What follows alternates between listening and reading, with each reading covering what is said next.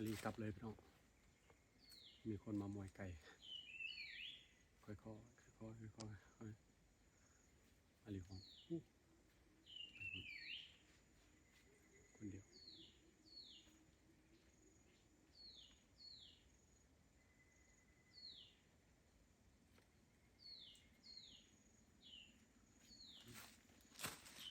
ไก่ขั้นตลอดเวลาอย่างมวยมาอีก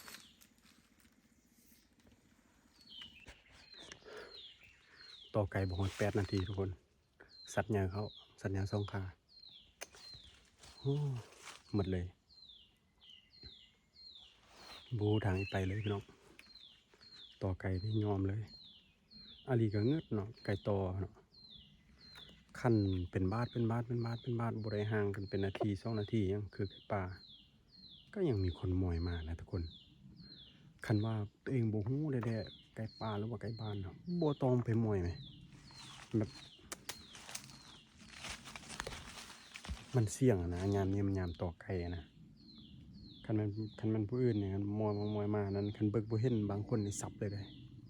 แต่อาลีเบิ่งจนเห็นจะจนเห็นแบบนั้นเลยนะทุกคนขึ้นมาบุกขึ้นมา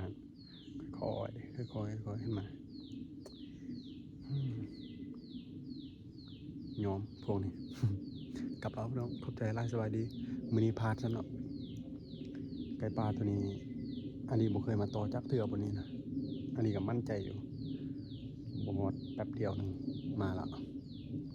ถ้าน่าจะมีแบบว่าเข้ามาลบปลาก่อนแล้วนะเข้ามาเสาร์นะอันนี้ก็มาประมาณ7 โมงครึ่งเนี่ยทุกคนก็น่าจะมาเสาร์ก่อนมาฮอตก่อนอาลีใช่ไหมโอเคเนาะกลับแล้วพี่น้อง